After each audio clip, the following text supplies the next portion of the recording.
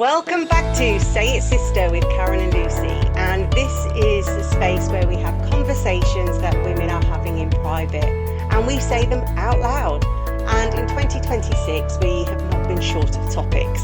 Everywhere we turn, women are openly talking about the world, what it is to be a woman, the children, the politics, and often what the hell is going on. So for 30 minutes each week, we bring you the conversations and say it out loud to give space for hope and community for you and everybody listening. It has felt heavy, confusing and worrying recently, hasn't it? We've all talked about the problems and we must keep doing that. We must talk about what's going on in the world and not ignore it. But really as women, we're here to create, we're here to improve. And I think that when we start to talk about the creative solutions and we start to imagine something different, something that we really want to see, there is a shift. And actually, a lot of this shift is already happening. We're just, maybe we're pushing too much, or we're too busy to notice the positive impact in our world. And we want to talk about that today. We want to talk about what matriarchy brings. We want to talk about, this idea of love over hate. It feels like a really old-fashioned thing. And yet, really, when I go back to it, it's always about love. It's always about kindness. And we want to find ways to make that change in our own homes, in our own communities, and we want to take that ripple back out into the world. Yeah, and so this week has been a week of hope amongst the despair. And we have gathered in Love Not Hate counter protests. We've seen Helen Spencer win the Gorton and Denton by-election with words of community, unity and hope. We have walked our streets and seen it decorated with over 500 hand-stitched banners to remember women who lost their life just walking home by a brilliant movement called the Craftivists. We've gathered with other parents to watch our children learn and grow and perform. And we've seen knitting groups decorate post boxes with spring themes of joy. For no other reason than just bringing a bit of joy into the community. And we have gathered in peer-to-peer rooms on Zoom, and the focus is always about hope and finding solutions. I just want to share something, but I'm going to share it at the very end. And really, it's about a song that I heard in my daughter's assembly with her class. She's in year 2, and when I say it has moved me beyond belief, I can't even, I have already got tears in my eyes. I am going through a very emotional time right now in my life. And I'm seeing this need to really sort of focus on home life, on love, on my own little patch. And, they're singing about, seeing each other's differences. And Lucy's crying as well. If you're crying, then I've got no chance if you start. Don't expect me to contribute anything from this moment onwards. Really seeing each other's differences and choosing love. And when I say I sat there and I just felt my heart just sort of blew out of its shell, this is the best way I can describe it. And I keep listening to the song, and it's just reminding me of the innocence and the purity and how important it is. And they were doing all the hand actions and they were so in this song and they were so there. I was like, that's it. I want to remember that. I want to take that forward in my own life. And when you know what, they wouldn't it wouldn't have had the same impact if it was just one child singing it. They needed to sing it together, do it all together. I know. And when I saw the hand stitched banners that you posted, and I saw that, and it took me right back to the death of Sarah Everard. And I remember conversations I had around that, and people were saying, well, why was she walking through the park, through Clapham Common at night? And I was like, that's the wrong conversation to be having. Why shouldn't she not? Why should, why is she not safe going through the Common?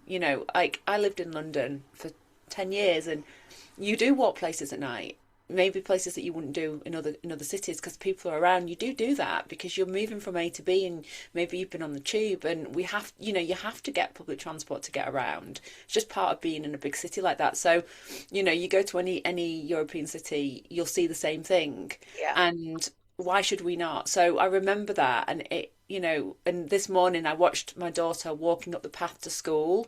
The first time I've actually stood at the bottom and watched her go up, and I couldn't see around the corner, and I wanted to cry again. I was like, I feel like I'm letting her go, and she's walking up this path, and it was such a symbolic moment for me, and I just thought, oh my God, it's like my heart's just like, take a deep breath, take a deep breath, take a deep breath.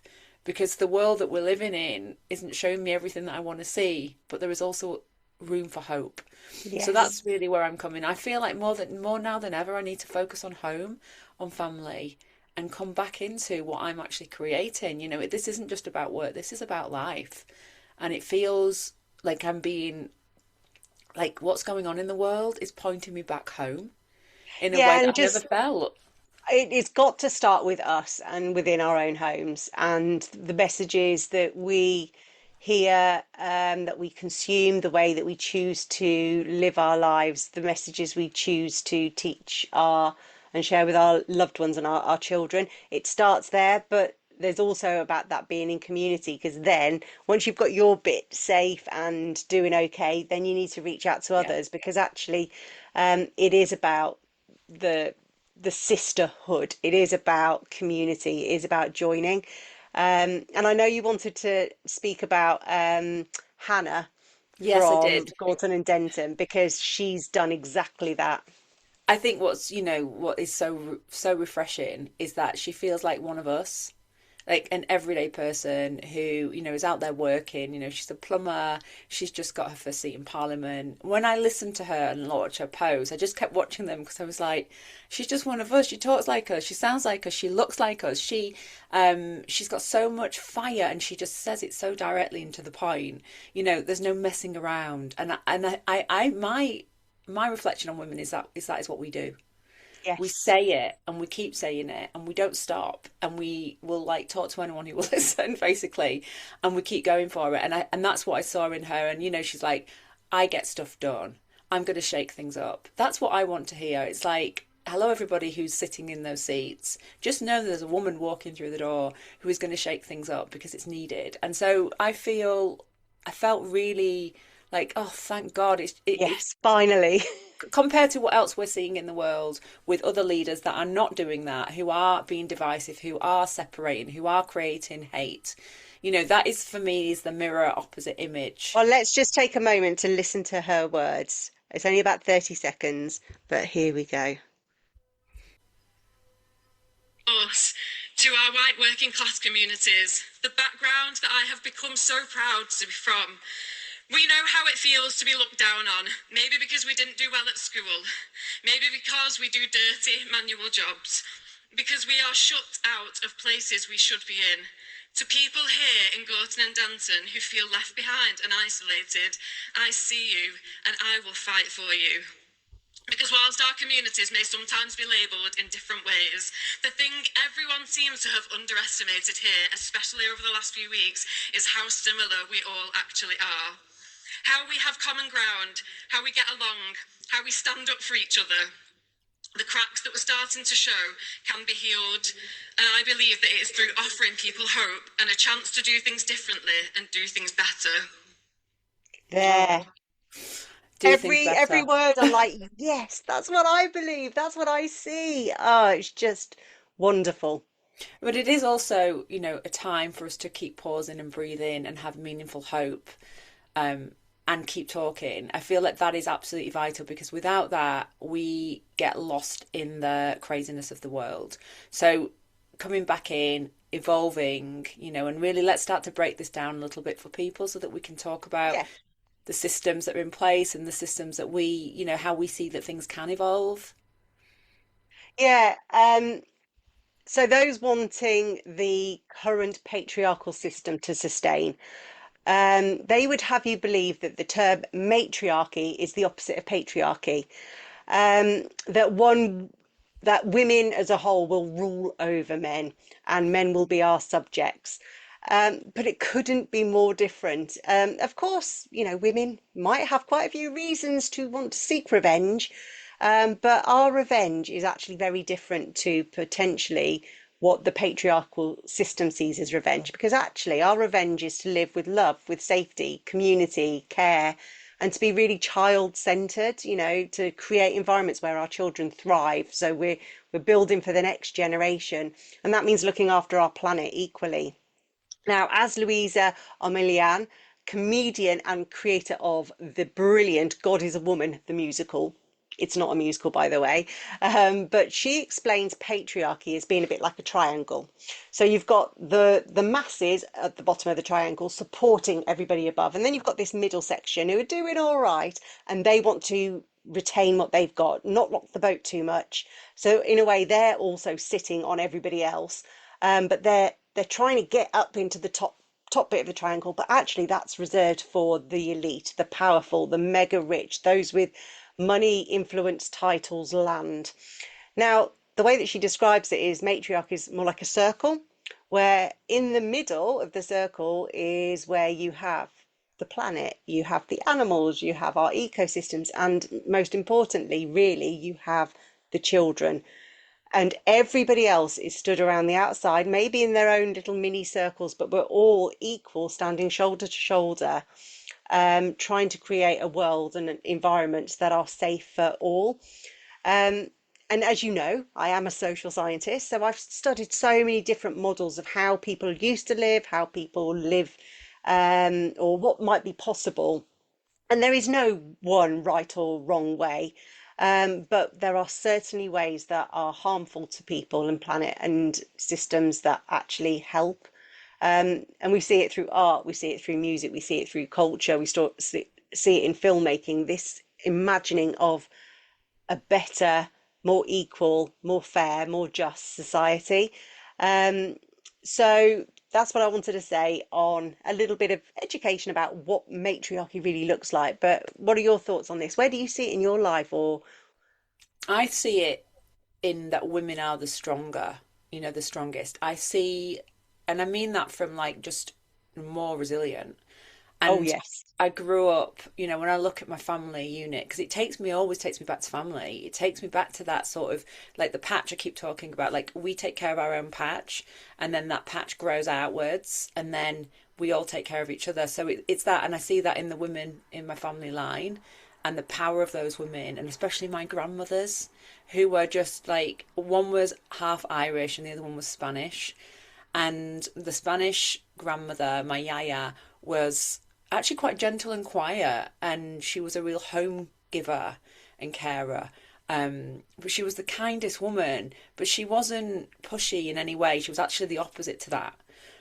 But my Irish one was a true like battle axe. Said it as it was. I mean, most of the time you'd go in and she'd kind of be quite offensive. But I just knew that she had a massive heart. So she would like, people believe in, like, I'd go in to see her. I used to go see her every single day. She lived in the same street where I grew up. And people would believe in sometimes, like, shuffling out because she'd said something quite offensive to them. If she thought your hair didn't look good, she'd tell you. If she thought you needed a haircut, she'd tell you. She just said exactly as she wanted it to be, but she was powerful. And when she looked at you with those eyes, I just felt love. So I think of her and I think about her life having 4 children, no money, struggling. She also worked. And I just think, what a woman. Like, I just see her as this powerhouse. And I think that's often the case, when we look back and we look at the women and the men in our families, we see the power in the women. And that is, I think, part of the threat of women. And perhaps that's why there is this constant desire to sort of control, to silence, because I feel like this is the work that I do as well. Women have the right conversations. They say it as it is. We're getting stronger in that domain. I'd say that we're probably the most outspoken generation, and we're living through that time because we can actually mobilise through social media and through our phones. So we can say something and it can be broadcast, and that's amazing. So it's like women are now not holding back. They are breaking silence and they are demanding the truth.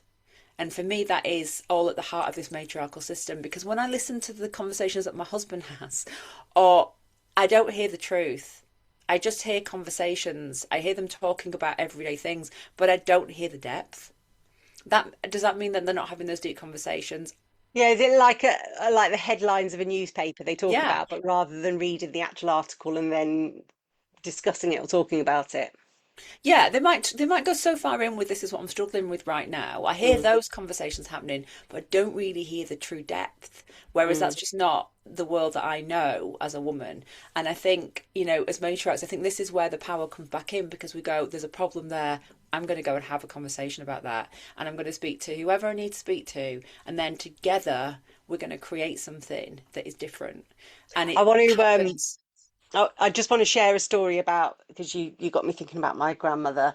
Um, and she was born and died on the same street. Mm. Different house, but on the same street. And actually, along that street were also, I think, four other women who raised their families and they died on that street. And there's this amazing picture of them when they're all in their 80s at the local park on a bench, chatting away like they always have done. And they absolutely were the matriarchs of that street. But Yeah. the other thing that was really important about them is, I mean, they supported each other. They've gone through all the highs, lows, they gathered, all the time. But they also, through their windows, they kept an eye on everybody else's children. Yeah. Now, they probably were moaned at for being, curtain twitchers and stuff like that. But actually, this is how women do it. We look, we have eyes. It's not just our children, it's all children we're looking out for. And sometimes you hear like some really negative connotations about like, sorry to say it, Karen, the Karens Yeah. who are window twitching and then like being suspicious. But actually, we are suspicious of a stranger entering in. Now some people are overtly prejudiced, so we're not talking about that side of it. We're talking about actually how women in community just operate, and we do talk and we do discuss and we do make sure that everybody's children are doing all right. What we've got to make sure we don't do is the judgmental bit of thinking that we are better than somebody else, Yeah. which it's easy to do through gossip, but we've all got to try and elevate ourselves out of that. Because when I see my grandmothers who have, they were friends for probably 60 years, and that is just phenomenal. Imagine feeling that safe when you've got a community of women Mm. that you've had in your life for 60 years. It must be the greatest gift. Yeah, the word community, creativity, celebration, change, it's all C's today. Yeah. They're the words that come up for me when I think about it. I mean, my whole family lived in the same street in Manchester, and actually the older generation still live in the same street of what's left. And so they grew up. So my grandmother had four children, and those four children lived doors down from her. I mean, it's Oh, kind of lovely. crazy. And so as I was growing up as a child, my cousins were also in the houses next to me.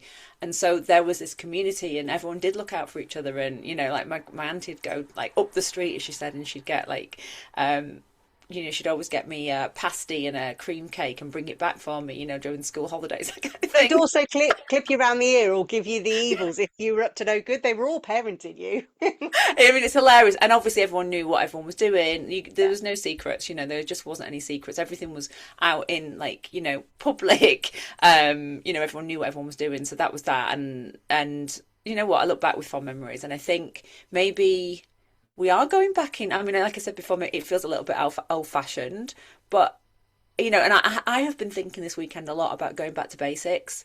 I've been like, what works for me? What do I do that I know? What have I like abandoned in this journey of life? As I've become a mum and, life's got busy, like I've abandoned part of myself. And some of the things I've abandoned are my practices. And so this weekend I did yoga at home. I did some Reiki. I did some like mindfulness and meditation, and I was like, this is actually going to be non-negotiable for me, because if I'm going to be out in the world, if I'm going to be leading in the world, which I am, not if I am leading in the world, and I am Yeah. out in the world, so let's change that. But if it's me sort of like stepping out and keeping stepping out, then I have to do these things, and this is not a nice to have. And I used to do it, but things have just like slipped, and that's my responsibility. So I think that's the thing, this back to basics, it sounds so old, but actually also feels right. It feels like now is the time to do it. Do you know what? After, because I went to a counter protest against the far right in my town over the weekend. And I mean, it was just joyful. It was proper community and singing and dancing and, lots of love singles and symbols and stuff. It was wonderful, but it was a lot. It was a lot of energy. There were police, there was the other side chanting some pretty horrific stuff. Um, so I got back and I just thought, well, my daughter was at work, so I thought, do you know what, I've got a couple of hours, I need to restore.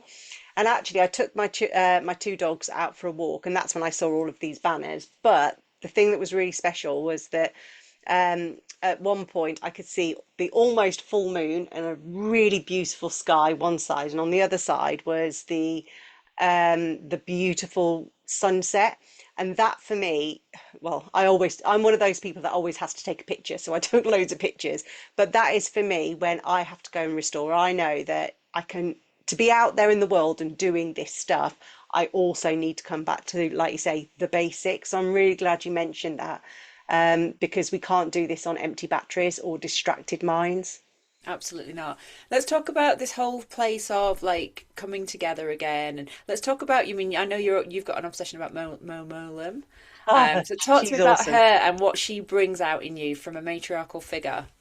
Yeah, so when I first started on this understanding International Women's Day and things like that, I remember writing a blog saying that when I grew up, I had women around me everywhere in leadership. We had the Queen at the head of the state, Madonna was head of the charts, Mother Teresa, we got Princess Diana, and of course we had Margaret Thatcher. So from that perspective, we had like all different forms of women around us. So of course I thought, well, why can't I lead and be the head of a state? It just seemed normal. But then as I got older, I could see that they were almost being almost puppets or stereotypes. And I hadn't really seen a woman leading in a really authentic way. And then in the 1990s, I mean, things were pretty bad in that period with the troubles they call them of Northern Ireland, and Mowlam came on the scene, and she was phenomenal. She was a short woman, quite portly, didn't wear makeup, wore clothes that were a little bit dishevelled, but she came in and she was a truth speaking, plain speaking, heart-based woman, and she managed to negotiate the Good Friday Agreement. But before she came on, she had to try and get these two or three different groups who absolutely hated each other. They wouldn't even sit in the same room as each other. All they wanted to do was win so that the other party or the other group lost. And actually, Mo used something called deep democracy to actually get everybody in the room and to actually explain what it is that they're feeling, what it is that they really truly want. Imagine a future, not from a who owns the power, but from a what is it that you're trying to create. And it completely, not immediately, but completely shifted the space. And I just thought, actually, that's what women do.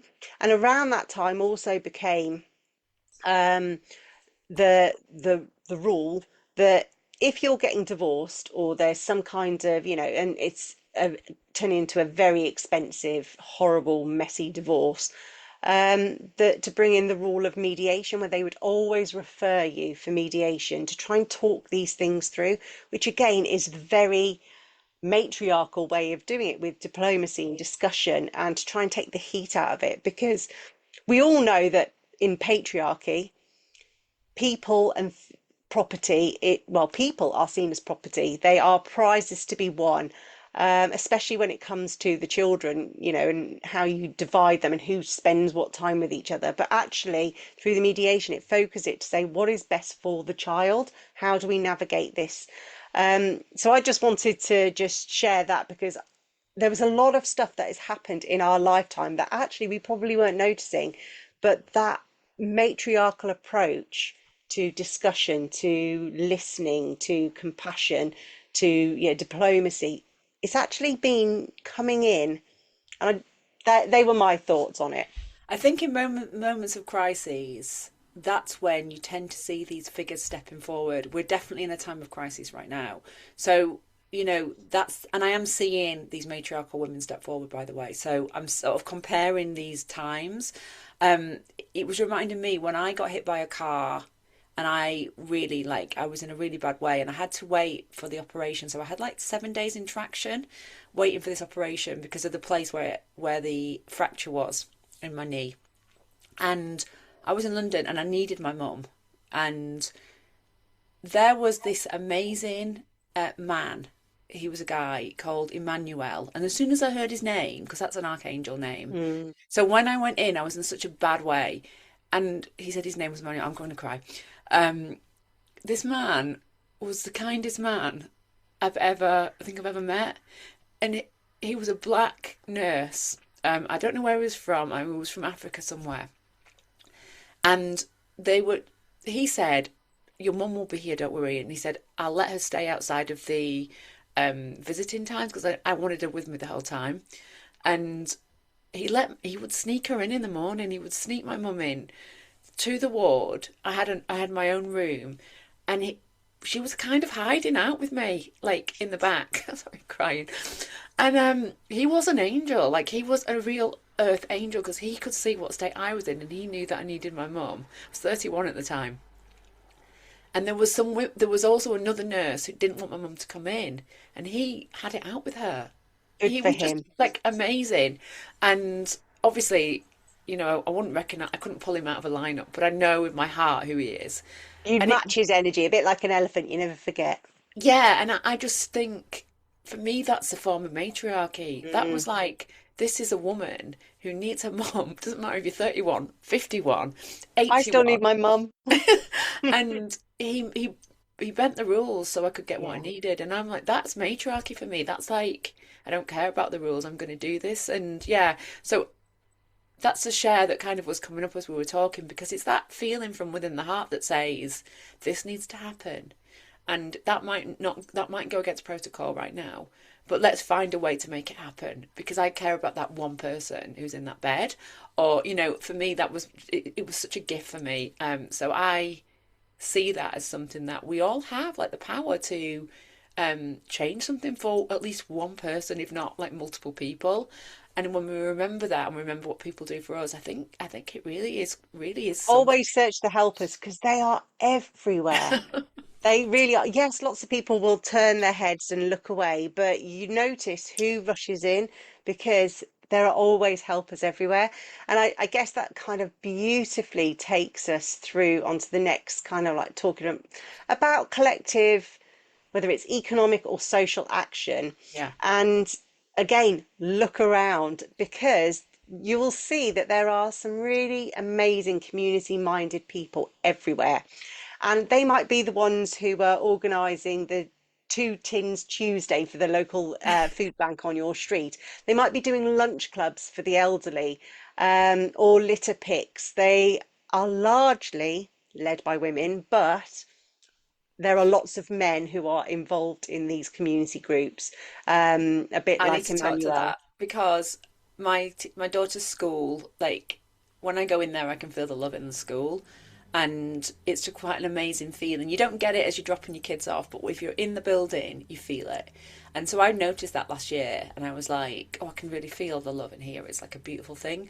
But they are doing so much for Lent. It's a Catholic school. They are so involved, and they get the kids organising it all. So the kids are like organising stalls, baking cakes.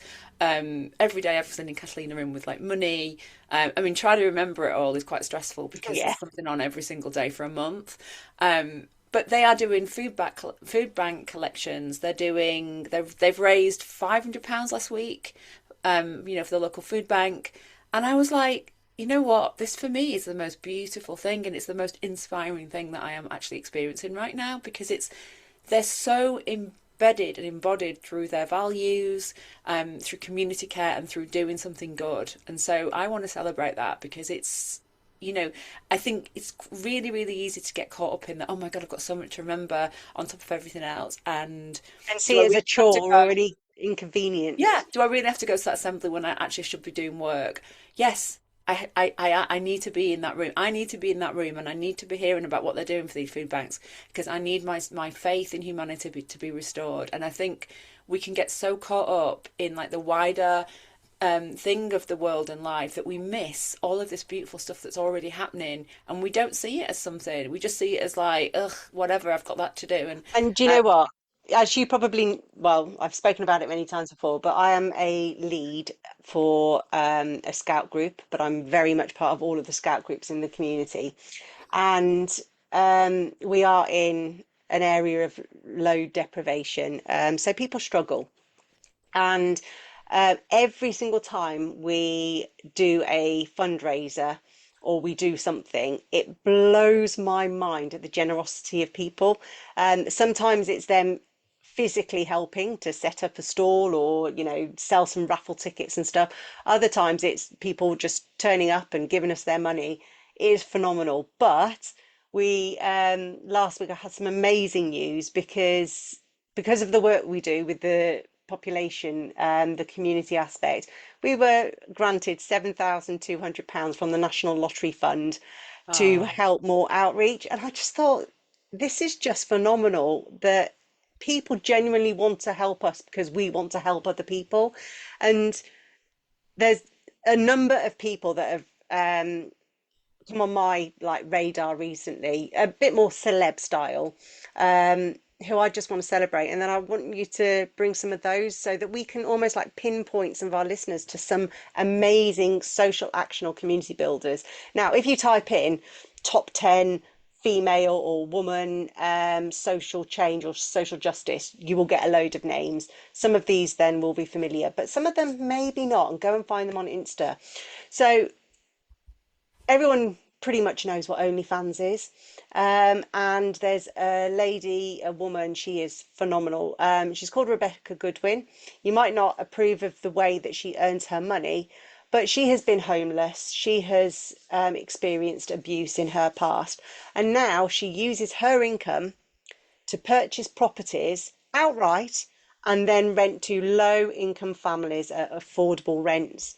I mean, that is just so amazing to take the money from the people who want to sexualize us, and then give it to families really in need. And then a few other names I just want to put out there. Baroness Doreen Lawrence, social justice campaigner after the murder of her son. Greta Thunberg, Malala, Ashley James has just released a book called Bimbo, and it's about all of the stereotypes and all of the labels that we've carried. She is phenomenal. You might have seen her on Good Morning, but her podcast, her she's Instagram, written quite a few awesome. books, hasn't she? Now, Yeah, it's phenomenal. Laura Bates is the other one. yeah.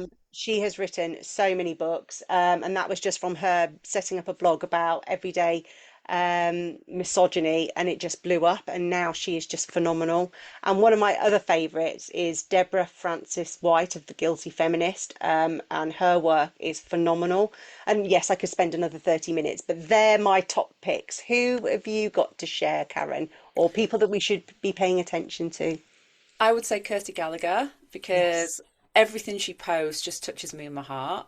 And I do believe in the activism. Like, it has to be done, and we have to sort of go out there and use our voices. But I also feel like we also need to be finding people who embody something that gives us something back, and that sort of receiving in. And everything I see from her, like, I take a deep breath in. It's like, oh, Yes. thank God, Or she, naming what I'm feeling. Yeah. yeah, it's always on point. Everything I read is on Hmm. point. It speaks to me. It gives me permission to just go, oh, okay, yeah, that's why this makes sense. Everything just makes sense, and she comes from the heart, and she's definitely on the white side of woo, but Yeah. she does it with such beauty and grace, and but she's also not sugarcoating anything, like it's direct, straight to the point. I think that's the thing for me now. I need people who do not sugarcoat, people who do not, the only way out is through. When you're there, your heart's breaking and you're like, I know that, but that's not really helping me right now, like We're not going on a bear hunt here, it's like, you know what I mean? So, like, I have no space and time for that. But I have a lot of space and time for her. And, there's people like Mother Pucker as well, who are talking about like women's rights and how hard it is actually to, like, we talked about this in the last episode. Being a mum is really hard work.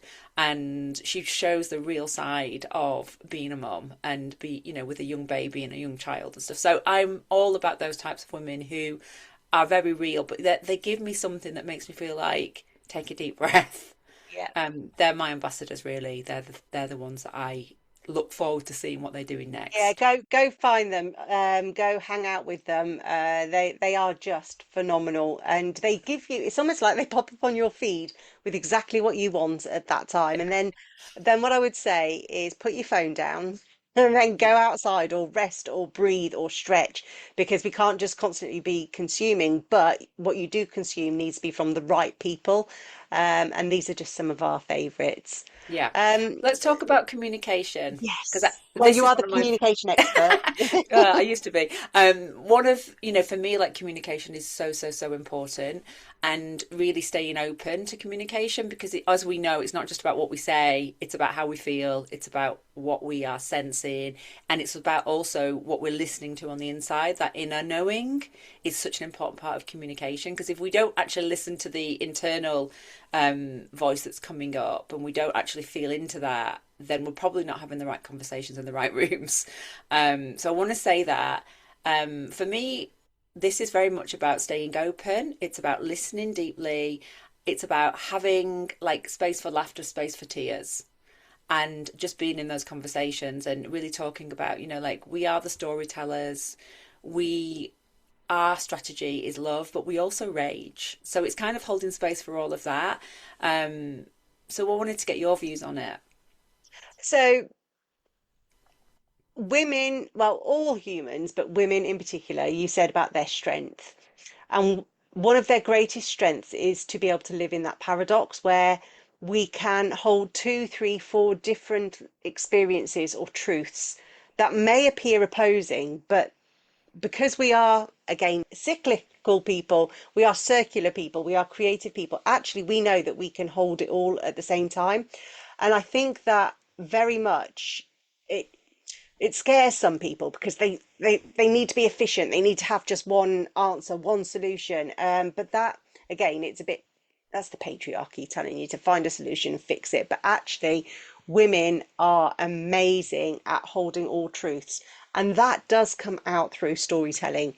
So even when you look at the old stories, so all of the Brothers Grimm stories that we are very familiar with, they are old women's stories that have been passed down generation to generation that were then written by some brothers, became very popular. And it's almost like we've eroded the key message. But actually, when you do look at it, you can see what the true message is because that's how women communicate through stories, through sharing their lived experiences, through sharing advice, through their art, but also through the warnings. And yeah, the stories that we tell ourselves as well, we're trying to get meaning and stuff.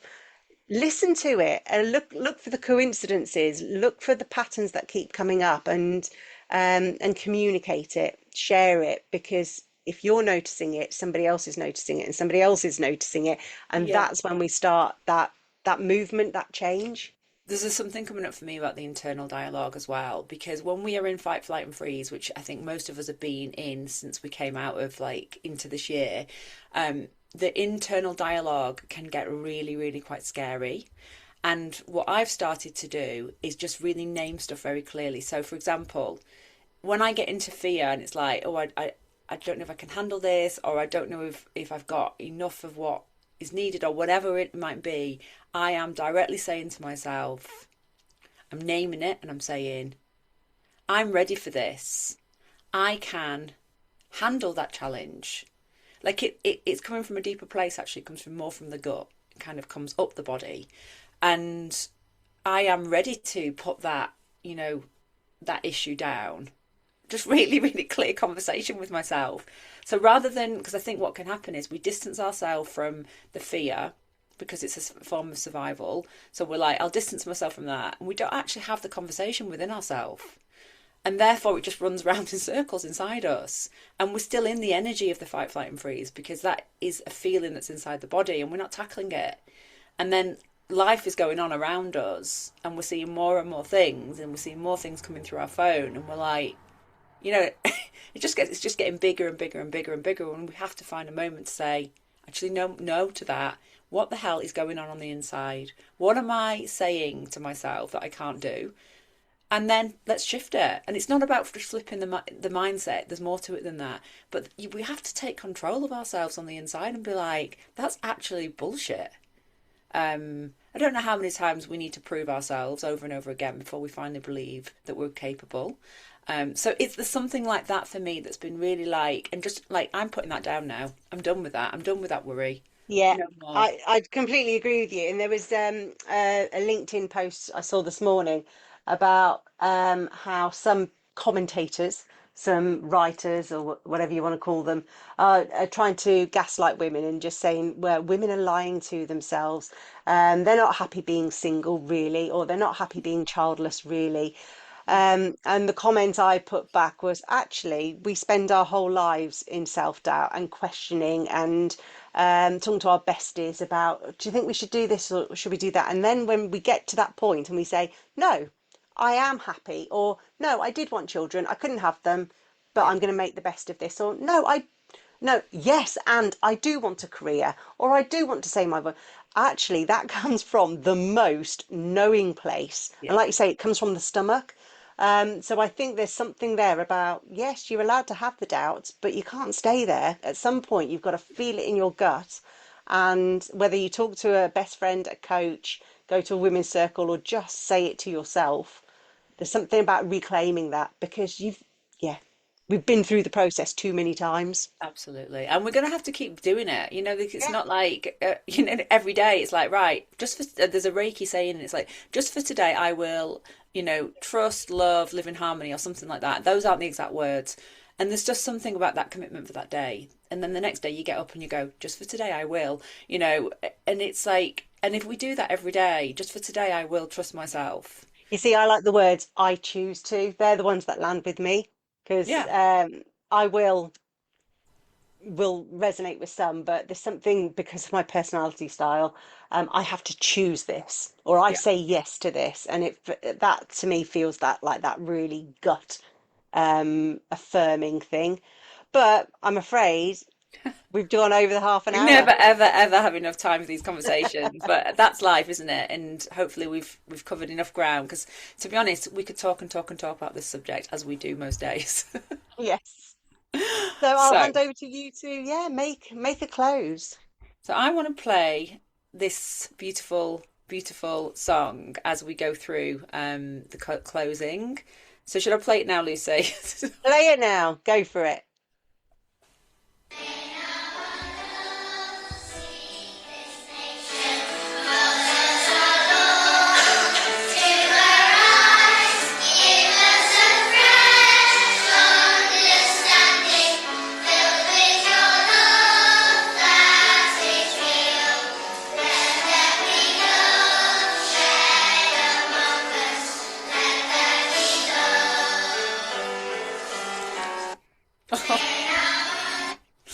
I'll make Oh, sure we get the lyrics written down so we can get them on the video and the audio because it's definitely about love.